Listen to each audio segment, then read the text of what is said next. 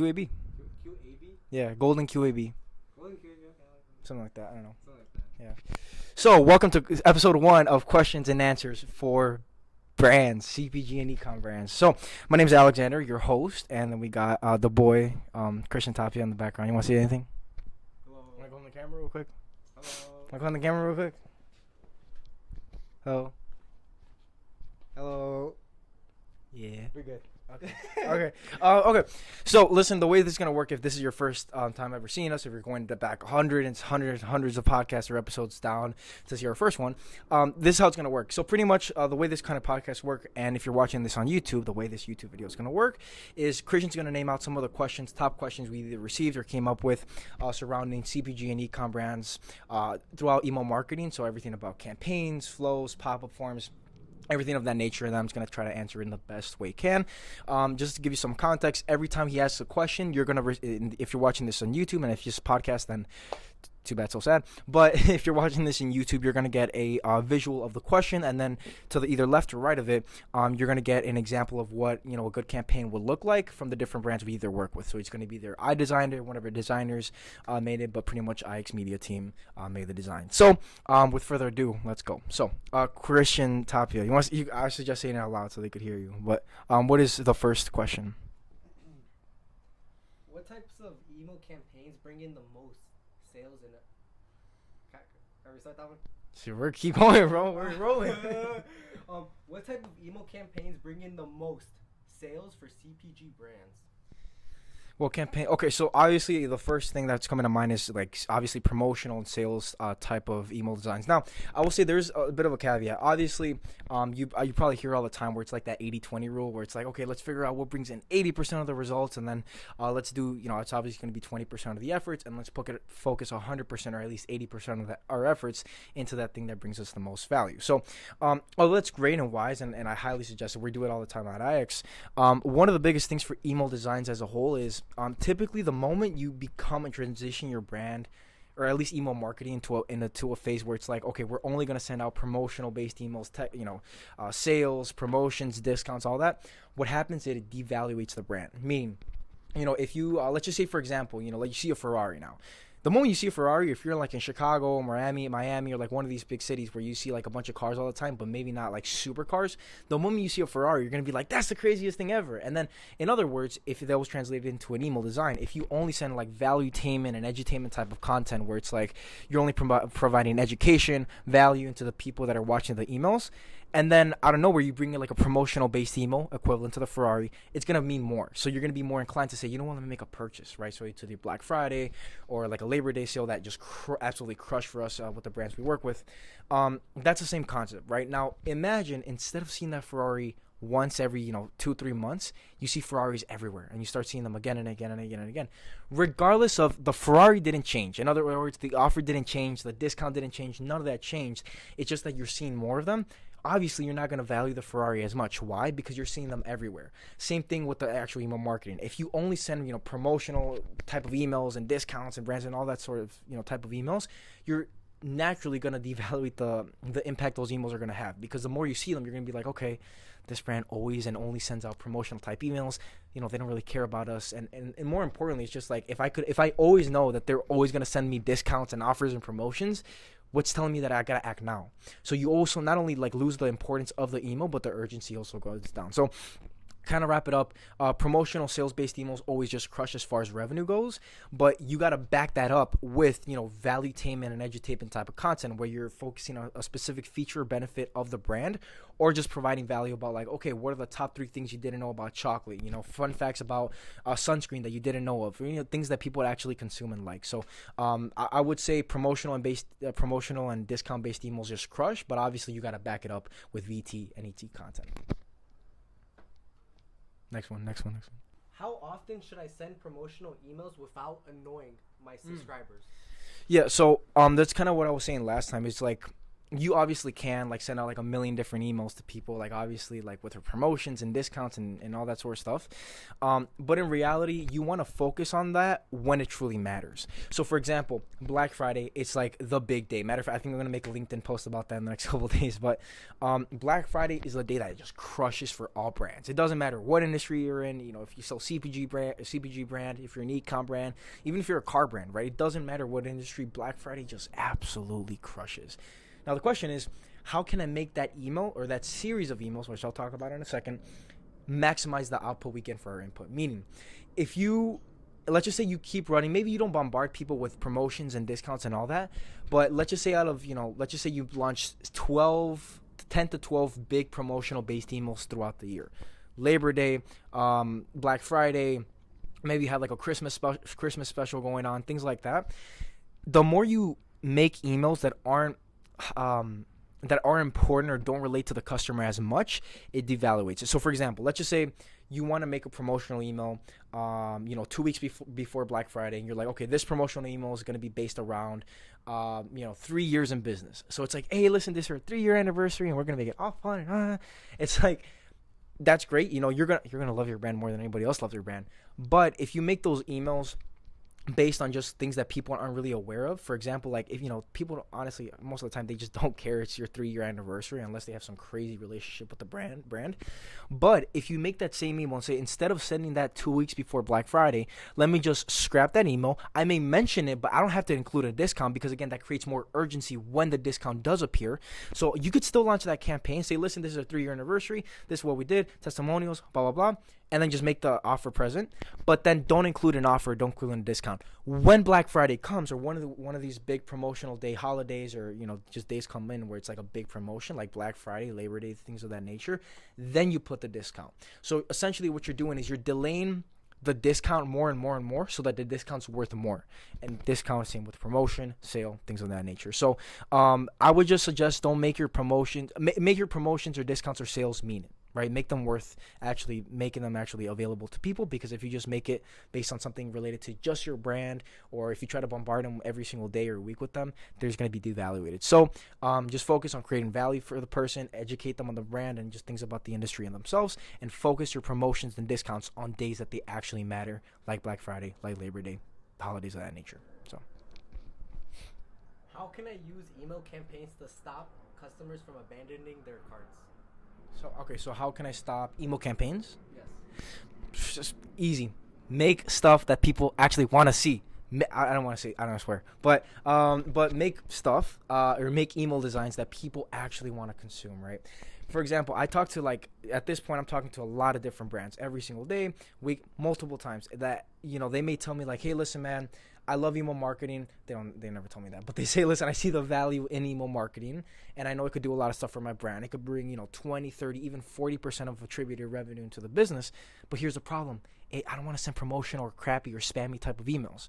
And kind of going to the same point, it's like, the moment you start sending emails that, I'm not even going to go into promotions, but just email designs that people don't actually like, that aren't cool, that aren't graphically pleasing, even in text-based emails, if your text-based emails are made with crappy copy and nobody really wants to see them or read them, nonetheless, nobody's going to care about it. So that means when they, outside of email marketing, when somebody actually makes a purchase or wants to make a purchase and they add a product to their cart, the moment they get one of those abandoned cart series, abandoned browse, abandoned checkout, once they get those emails, it's going to be far less likely that they open it. Why? Because all the other emails that you make are very low in quality. They're not entertaining, they're not valuable, they're not, emails that people want to see.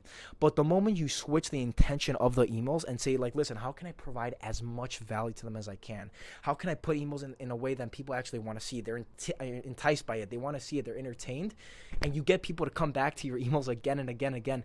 That's the moment when people are like, you know what, man, I want to see these emails. So that when they get an abandoned cart series, abandoned checkout, abandoned browse, they're a lot more likely to open them and eventually convert. So just make stuff that people actually want to see. How do I mix promotional and valuable content in my email campaigns? How can I mix promotional and valuable content to my email campaigns? Well, I think that kind of goes back to what I was saying, where it's like you got to find that that balance of like promotional and valuable emails. As a good rule of thumb, this is pretty much how we do it. Once a month, we send out this big promotion, whether it's Labor. We sometimes there's just some months where it's just super slow. Like I think August is a month. No, it was Labor Day in August. I forgot. I don't think so. No. Yeah, this month. Okay, so I think August. I don't know, but August was like one of those months that like didn't have like a big promotion. What was there one? I don't know. I don't know. Okay. Anyways, so I think August was one of the months that just doesn't have like a big holiday coming on, like a Labor Day or one of those type of holidays coming up. So when those type of days come up, then we'll focus a lot heavily more on just valuetainment, edutainment, especially now. This is a big thing, especially leading up like 1 to 2, even 3 months before like this big holiday comes in. We try to prep the email, not only emails but the audience. Meaning, instead of sending these break, so like for example, August, I truly don't think we ever, for most of the brands, we didn't run like a big promotion type of email. Although we try to run it every month, there's just some months that there's not like something we could link it to. Obviously you could do like, if you have like a pizza dough brand like Bocovero, you could link it to like, hey, this is National Pizza Day. You could match it there. But kind of when I was going back to the point, like make the discounts valuable. So in that case, it'd be kind of interesting for, we could test that out. But in general, trying to make your emails like, valuable when you actually have a promotion going on. But anyways, having that good mix is literally just sending. The best way I could describe it is just telling you what we do.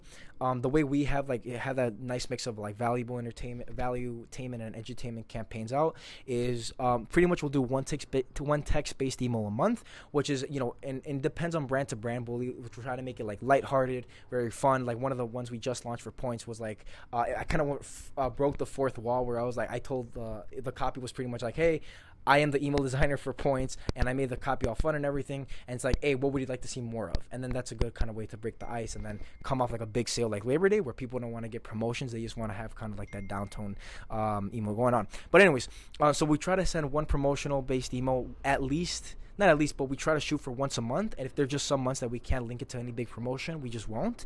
But we try to shoot for once a month, like this big promotion, 20% off, 25% off, buy one, get one free, all that sort of stuff. And if it's not that, we'll try to send one text-based email every single week, one valuetainment email every single week, which is like 5 things you didn't know about XYZ. One edutainment type of email every week, which is like, okay, this is why our product is, or here are the unique selling points of, for example, Bean Bean Coffee, where it's it's made by special beans and it's outsourced by like a very very specific way in industry and all that. And then the other one, the last email we'll do is like a newsletter, which is like this is where I was gonna say it's like you don't have to make your newsletters all the time like very promotional based, as long as it's just things that people want to see, fun facts about coffee. Here's the main thing that happened in the company this week, how many customers we added, how many total customers we have, one big like sneak peek into the next week or next month that we're going to be having. But yeah, so we'll do one text-based email, one valuetainment email, one edutainment email, and then one newsletter. Obviously, this is like 4 emails a week. This is for like people that just like pushing their brands 100% with email marketing and as a brand in itself. But for you could just do like one valuetainment email, one edutainment email, or just like one of the 2 emails, value or edutainment emails, and then just make it like a weekly newsletter. So you go from sending 4 emails out a week to you don't have to bombard your customers if that's just not your brand, and then you could send them like 2 emails a week. So it's literally just testing it out. I just give you a rough outline of what we do for our clients, but it's more of a thing where you just have to test out and see what works. But don't try to make your promotional emails more than once a month. That's stretching it at that point. But yeah, make them matter. How can I make sure my email campaigns look great and work well on mobile devices? Okay, so this is a really interesting question. So, shout out Bean to Bean. Pretty much we just partnered with them not too long ago, and we just sent out this nice. It was a valuetainment email. It wasn't like a big promotion or anything, so that was good. But pretty much the way we're working with them is they have their own in-house designer, and God bless her, she always makes all the cool email designs and everything. But she was kind of new to Klaviyo, and this is like a little mistake that especially if you're doing things on your own, this is like something that just could save your butt if you send like these big promotional emails. But it's pretty much when you're designing emails on Klaviyo, you always have to make sure that you're looking at both the mobile version and the desktop version. So the way you just edit videos on Klaviyo is essentially you're gonna go on Klaviyo and you'll make the email designs, and you could edit the buttons and you could upload the pictures and all that. But here's the thing. when you actually edit the videos or emails on Klaviyo, you're automatically going to be directed to the desktop version. So what you got to realize is that there's a whole mobile version, which is like most of the time like 40 to 70% of the entire audience is 40%, 50 to 70% of the people receiving emails are in mobile. So you have to check the mobile version and say, like, listen, this is what the desktop version looks like. This is what the mobile version looks like, and you have to edit it. So you have to pretty much duplicate every single section of the email and pretty much turn off. It's hard to explain in here, but pretty much you have to duplicate every section of the email, and then go to like settings and pretty much click this one section of the email is going to be for mobile only, and then the other section is only going to be for desktop only. And I should make a video on that by itself, but that's pretty much the idea. There's a bunch of videos on Klaviyo that show you how. But pretty much you duplicate your entire email design, make half of them only available to see in desktop, the other half on mobile, and then that way you can make sure that people are seeing it the right way, and then obviously edit it according to what platform. The other way you could just skip all that, is which I highly suggest doing, is just make it on a whole different platform like Canva or more preferably Figma, and then just slice the images and then upload them to Klaviyo. That way you don't have to worry about, is it going to look this way in mobile or this way in desktop, this way in desktop, because it's just an image that you upload, so it's going to be the same regardless if it's in mobile or desktop. So I would just say make sure that you duplicate every section of the email, and make sure that half of the one section is for desktop only, the other half is for mobile only, and then just edit accordingly. Or if you can't do that, or if you don't know how to do that, which I highly suggest, just do all the designs and all the content on Figma or Canva, and then just upload those images into Klaviyo. How can I use holiday or seasonal email campaigns to increase sales? How can I? Yeah, I mean, it's pretty basic. I mean, as long as you know, like, there's like a big holiday coming up, you could just match it to that. I'll give you an example. I keep saying Labor Day and Black Friday because these are like the biggest, sales of the year. But Valentine's Day, if you have like some type of fragrance, some type of makeup brand, that email crushes, especially for those type of brands. Even chocolate brands, go crazy with the Valentine's Day emails, right? If you don't have Valentine's Day, you could obviously do a Memorial Day, Easter Sunday, which funny enough, that was our first campaigns we ever launched was on Easter, and then just holidays of that nature. If you're like, if some way have your audience is like Jewish people, you can make it like a Hanukkah sale. So I think Jewish people are for Hanukkah, right? Not Hanukkah, that's holiday. Oh, That's a place. no, but Jewish people Hanukkah, right? Yeah. So, anyways, but yeah. So pretty much, just make sure that you correlate whatever email design or your brand's trying to make the email about to the holiday. If you're a chocolate brand, say, listen, the chocolate lovers bundle on Valentine's Day. If it's some type of desktop accessory or like technology accessory brands, it could be like an Easter Day. Hey, listen, this is the Easter bunny forgot to hide these extra accessories that they don't want you to know about. Here are the accessories. Little things like that just sounds stupid, I know. But when you do it in a way that makes sense and it actually looks visually appealing and you have a solid offer, it will crush. Trust me. So, just make sure you link it. You link the email design to the holiday in a way that makes sense and it looks visually pleasing. So, what email design works best for launching new products? Okay, I'll end. Yeah. So this is a good question. So, I'll actually tell you this in a story. So pretty much a story, the thing that's happening now. So one of the brands we're working with, Hummy Points, right? They sell like literally chocolate little bites like M&Ms, like 100 times better. Now, they're launching this new flavor called Points Crunch, right? It's this new protein flavor. It's the newest flavor they're gonna launch in like I think months or if not years. So it's like this big new thing. Now we could have obviously just told people like, hey, listen, this is Points Crunch. You could pre-order now. You could just give them the offer right then and there, or you could do what we did. I made a text-based email, and maybe I could pull it up in the video, but pretty much, I pretty much hyped it up without telling them what the product is. And of course, this relies, good copy, good copyright, and all that sort of stuff. But hype the email, but hype the product without telling what the product is. So in this email that I made, I pretty much said like, listen, we have this new product coming up. I made it sound like really, really cool, but pretty much to sum it up, listen, we got this new product. If you're this type of person that does this, and that, you're going to love it. If you're active, you have a big family. If you like to get the gains up, it's protein. So if you like to do all those type of things, this is a product you're going to absolutely love. We intentionally didn't link the hyperlink to pretty much like the actual pre-order sign because I wanted to hype it up through email marketing first.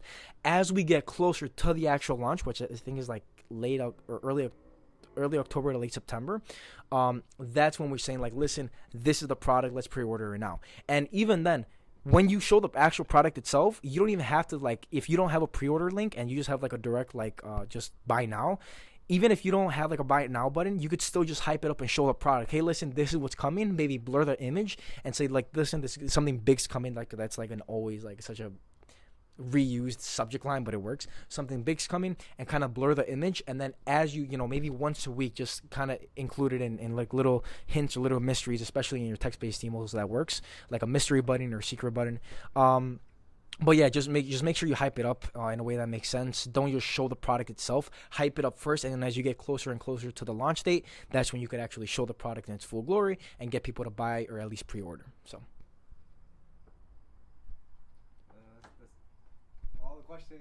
Oh, for real? Yeah. Oh, okay. So, anyways, I hope you guys enjoyed the video. This was like episode 1 of, I forgot the name already, bro.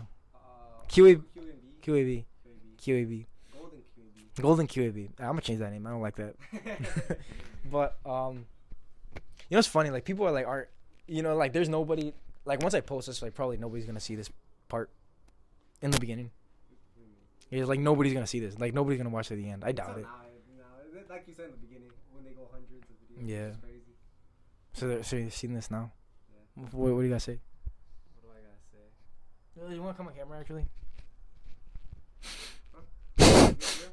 Yeah. Yeah, you want to come on camera real quick? Take it away, Christian Tapias. What am I? Just take it away? Yeah, take it away. Of like what? What am I? So yeah, say whatever you want. Start yapping.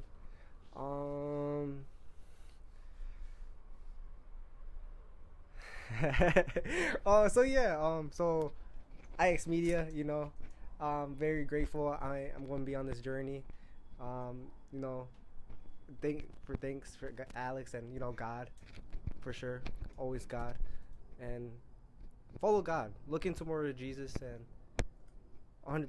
Just look into Him and make your own decision at that time. And yes, but it's gonna be a story. It's gonna be a journey, and can't wait to see where we're gonna be at when we watch this again.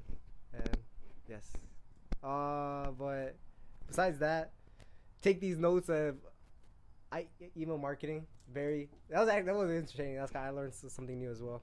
Of like, I spoke way too fast.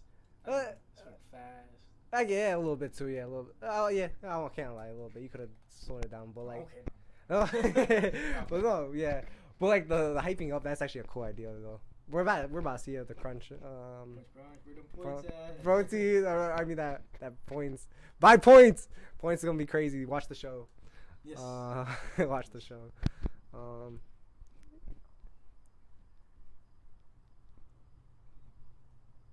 Yeah. You want to go back? Okay. Nah, I'll leave it like that. Golden. We will see you in the next video, guys. In the next episode of questions and answers. Question and answers. Okay. Isn't that same Q and I don't Q? know. Q and Q. Oh no, Q and A. That's just Q and A. Yeah. See ya. Bye.